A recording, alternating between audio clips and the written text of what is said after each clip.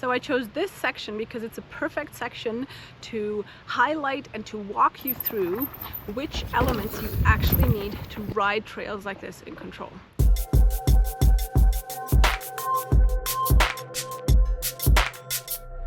Hello from South Tyrol, South Tyrol in German. I'm on the Länder Enduro Trails, which is the 3-country enduro trails. It's called 3-country because it's at the border of 3 countries. That's Italy, Switzerland, and Austria. And the trails here are pretty amazing. They have 5 lifts that take you to the different trails, and you can connect the trails by pedaling some transfer trails. So it's an amazing area. I'm not a big fan of bike parks per se, because I don't like the trails if they are very, let's call them flat and super flowy and only jumps. I love natural trails, and that's why I'm here, because the trails here are super natural, although there are also some very fun trails. All of the trails are in the forest. The scenery is amazing. The food is absolutely amazing. And today I want to share about how you can gain control on steep technical trails, especially technical trails with roots and rocks. And let's see where this goes. So we're going to ride into the Schöneben Trail, which is a red trail. The trail classification here is sometimes, I think it was a little mild. So even though it's a red trail, in some sections I would say this is definitely a black or even double black trail because it's very rooty and very steep. Let's go. Okay, when you don't know the trail, I've just ridden this trail once. Re-ride. So don't go too quick, so you have time to really see if the obstacles are rideable, if the roll downs are rollable, or whether you need to drop them. I'm going to ride the trail and then stop when I have a steep technical section to talk it through. So the area here is super rooty, as you can see, with a bad line there, because I don't know the trail, so that's definitely something I would change next time. I already learned something. If it's wet, of course, the roots here are super slippery. Then the first tip is try to reduce your speed before you go into a rooty section and not in the middle, because you really cannot brake in on wet roots, especially you cannot reduce your speed on wet roots, so you need to reduce your speed before and after wet roots to avoid slipping away.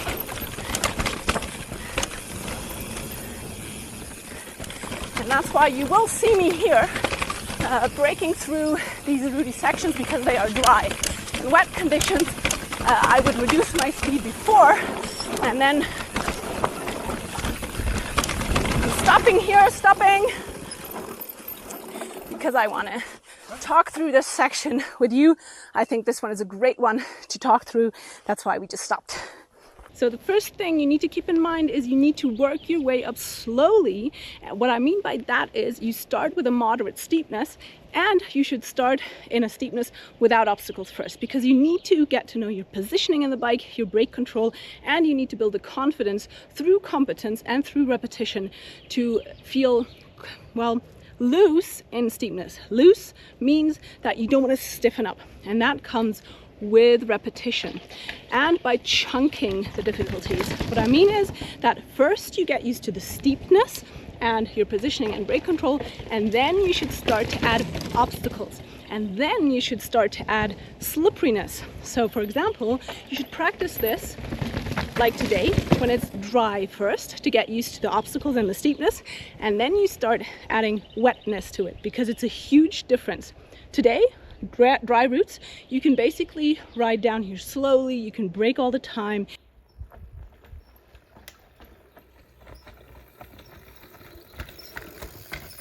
You have a great speed control, no problem at all. That's actually something I would recommend to practice in dry conditions, and to control your speed and to see how your positioning changes when you're braking constantly, because yes, you can brake on these if they are dry. However, when it's wet, it's a whole different story, because when it's wet, you can't brake on routes, especially if they are exposed like this one and super slippery, because the more time you spend on a route, the longer or the more you will slip. And that's why, yes, speed is your friend when there is no traction. That's why you need to reduce your speed before you enter. Then you need to release the brakes over all the wet routes, and then you can reduce your speed again afterwards. What does this mean? It means that you need to get used to the speed you will be riding in the middle when you're not braking. Because if you've never ridden that speed before, of course you're going to stiffen up. Of course you're going to be like, I don't like this. And then you hit the brakes a little bit too hard. And of course that's something you definitely don't want to do in wet routes.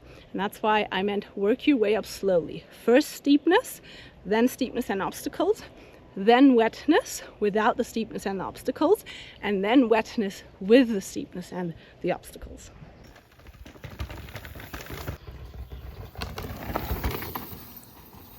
The next thing you need to start doing to build your confidence in steep, rooty sections is you need to start to be able to read the routes.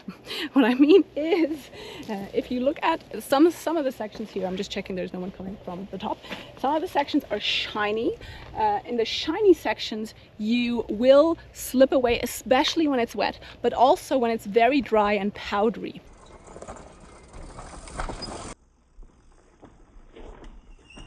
And in the other, let's say, covered sections, you usually also have grip when it's wet, but not always.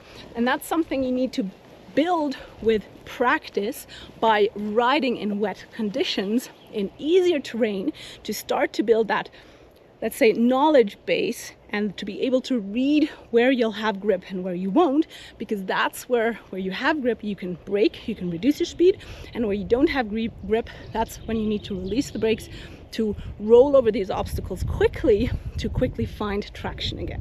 One thing you definitely need to get used to in root carpets, what we call them in German, we call them Wurzelteppiche, so it's a carpet made of roots, is that the bike will move beneath you. So you need to separate the bike from the body in all directions. The bike will slip, the bike will move.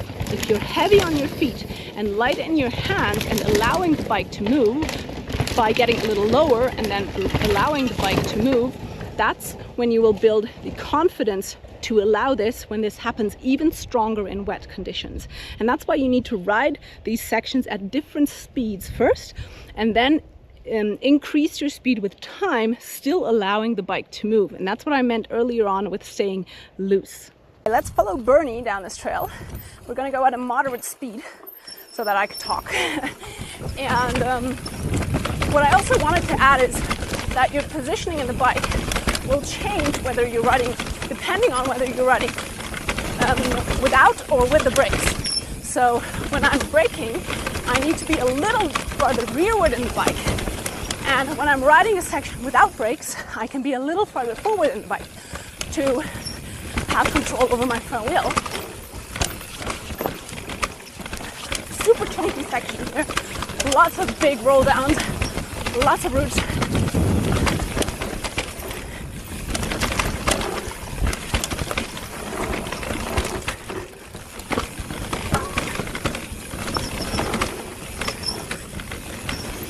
And as I said, when I'm riding down these roll downs without braking, I can be a little farther forward, although I still don't have weight in my hands.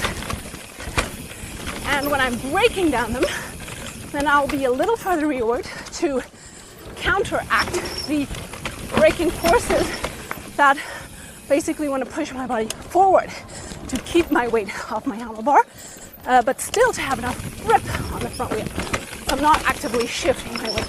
A lot rearward, just tiny little body position corrections. That's what I call pressure control. And it really depends also on the bike you're riding, on the geometry of your bike, on your body. And that's why it's important that you find someone to work on these things with you to find what works for you, because generic advice often won't help. And that's why if you'd like to do that with me, then do check the link below, because I'll find solutions that work for you. And all this, riding all this, is just a combination of the fundamental skills, foundational skills, such as braking, body positioning, rolling over obstacles, and obstacles that come towards you, obstacles that go away from you. So it's just a combination. It's no new skills right here. And that's what you'll work on with me in my fundamentals course. So a lot of people tell me that they lose the pedals when it's so chunky. And of course, a quick fix would be clipless pedals, so clipping in. I'm on flats because I think riding flats really refines your riding in terrain like this. If you don't lose the pedals with flat pedals, you know you have a voluntary connection with your bike. And that's why I recommend practicing skills with flats and then adding speed and then adding clipless pedals. So in that order. And in these chunky, rooty sections, it really is about maintaining that foot wedge in case that is new. I'm going to link a video below. Then speed control, not going too fast, not stiffening up, staying loose as I said. And then line choice, knowing when to brake, when to release the brakes, and riding at a speed and increasing speed with time. So increasing skills before increasing speed. Not going speed is your friend, but technique is your friend. Speed will come with technique. Oh, that was a bad line choice. First time riding this trail.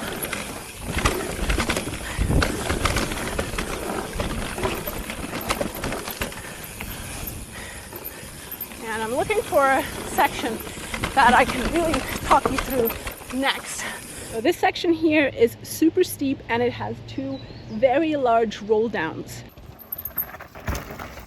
First off, the technique you'll eventually choose really depends on, one, the type of bike you're riding and the type of speed you then want to have.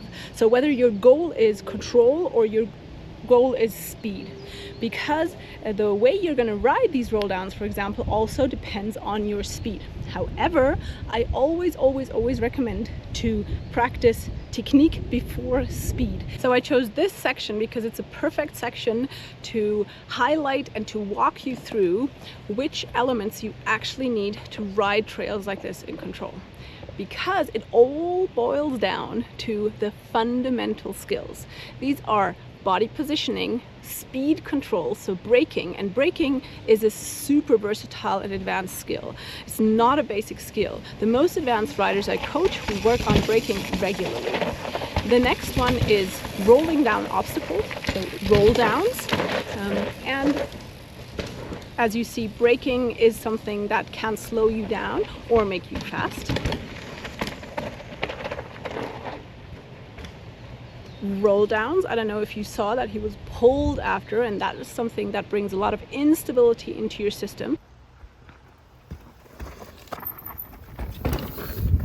Focus on the bobbing of the head on the right and the stability of the head on the left. Can you see the difference?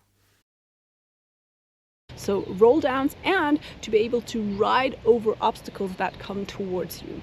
And if you combine all of this together, that's when you can ride technical trails in control. Let me talk you through this section step by step. You can see Bernie's approaching in a relatively tall and stable stance, heavy through the feet, light in his hands. Shortly before the roll down, you'll see that he gets low and then allows the bike to move forward by gently extending the arms and then the legs.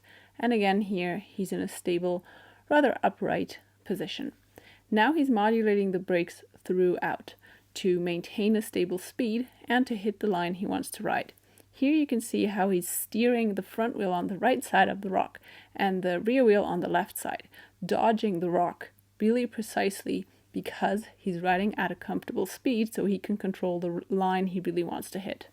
Now, shortly before the big roll down, watch him get really low. Can you see how low he's getting to allow the bike to then move forward into the roll down, and how stable his head is? Then he'll extend the legs, and now if you focus on his fingers, you'll see that after the roll down, he'll release the brakes to gain speed, because down here there's not much coming, so he can gain speed and let go of the brakes. All of these elements can be practiced individually in a safe environment and have to be practiced individually in a safe environment to be able to really have the confidence to apply these skills here, because motor learning happens in a controlled environment through repetition and through correction, through feedback, and then you can start combining them in a section like this. This section in particular is amazing because you can work your way up slowly. As long as you have your body positioning and braking and roll downs already practiced, you can start to practice it here in combination, because you have enough time from the first roll down until the second roll down, which is down there, and we're going to come to it in a second. First, I want to say something about the roll down up here. On one side, it's rollable. In the middle, however, it's not rollable. I already have a video about this that I'm going to be linking for you below, where you can decide whether you want to roll or drop. So you can roll that roll down or drop it depending on your skill level. Then you have time to reduce your speed to then choose the line appropriately for the next roll down. And with this one, it really is interesting because, again, in the middle, it's probably not rollable for most bikes. Depending on your bike, if it's a downhill bike or enduro bike, it may be rollable. If it's a hardtail or cross country, or with mine, it's probably not rollable. And that's why you need to, again, choose your line wisely, or you need to drop it.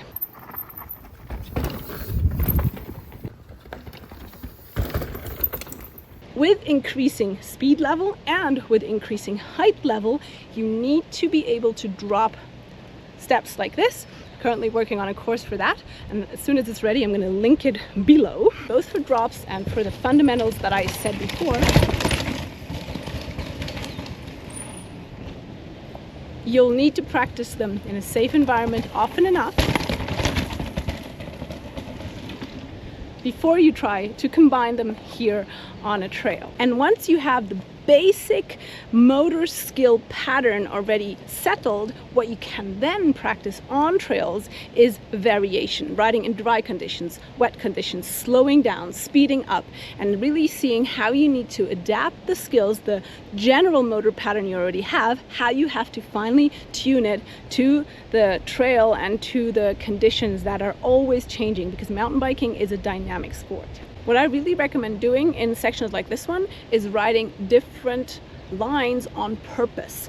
This really teaches you to hit the line you want to line, which is to hit the line you want to hit, because that's an error I see. To hit the line you want to ride. To hit the line you want to hit, or to hit the line you want to ride. Both works. And this is one of the most common errors that I see people always practice the line they're good at, and I see people ride into sections out of control and then hit the line that is presented to them.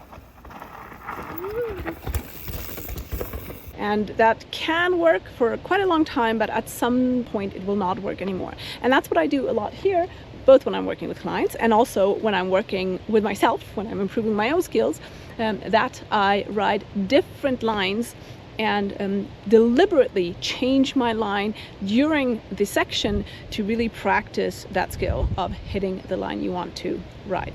Bernie's going to show us some lines right now.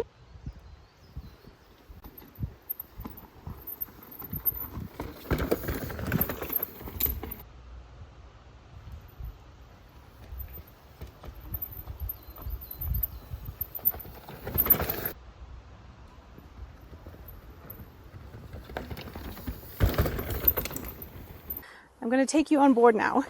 As I said, speed control is the most important part. So braking before the roll down. I'm going to take the outside line because it's smoother, and here I can open brakes. Unfortunately, I don't have a lot of travel, which is on this trail. Whew. That was not rollable, so that's also something important that you should definitely practice different drop techniques before riding black trails. Sometimes spontaneously you need a drop technique. I'm working on a drops course at the moment that will teach you all these techniques that you will be actually able to perform them spontaneously and subconsciously. We then arrived to an even steeper section with even larger roll downs that I took a while to check out. and I watched these guys roll it. And to be honest, they were not in control. So this scared me for a while, and I took a while to analyze the section, and well, then let's see if I rode it. You'll see right now. You can do it.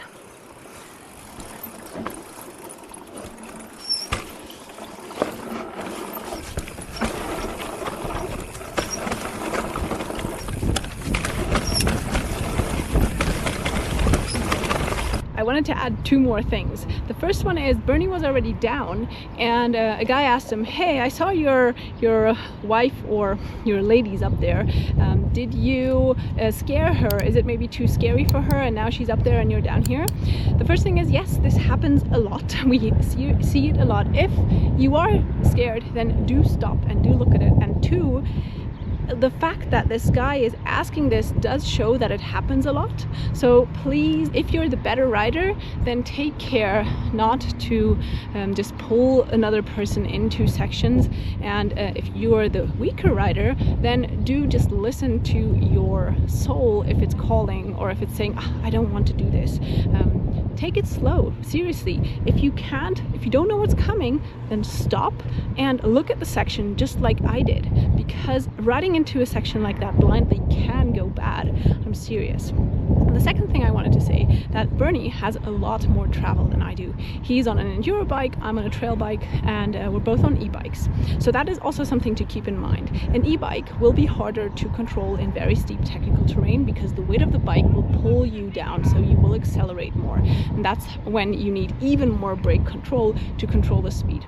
So I was actually up there looking at the section going, okay, am I fit both mentally and physically to ride this section, because we've been riding for I think 6 days now in a row. I was tired, I wasn't concentrated, so I really asked myself, why am I fearful of this section? What is it that is scaring me?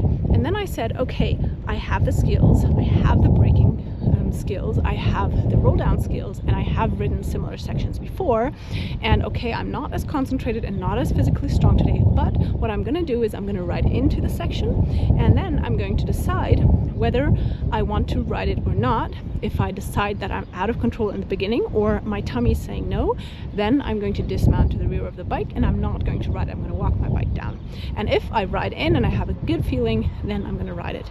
And as you saw on the last clip, I did ride it and I rode it in control, and it was no problem at all, because I had practiced the skills enough in a controlled environment before, because I had worked my way up step by step, because I had increased the consequence of the moves step by step, and because I was in control, and that's why I knew it was okay to ride this section. That is something I really wanted to add. If I were to come here again, which I probably will because it's really amazing here, I would bring my Lapierre Spicy, so an enduro bike, or my GLP3, which is an e-bike with much more travel, because the trails here are very rough, and with more travel you'll just have more fun. Generally, I would say do come and check this area out. South Tyrol is amazing, the food is amazing, the coffee is amazing. I'm gonna have a coffee right now, and usually the lake here, there's water in this lake. It's just at the moment they have released the water because they have some super important building work to do for safety reasons, but as of September the water will be back and this area will be even more amazing. I hope you enjoyed this episode of my new vlog style. Do let me know below by commenting, share it with a friend who you think it may help, and if you have any questions, also use the comment section. Give me the thumb, subscribe, hit the bell. Thank you for being here.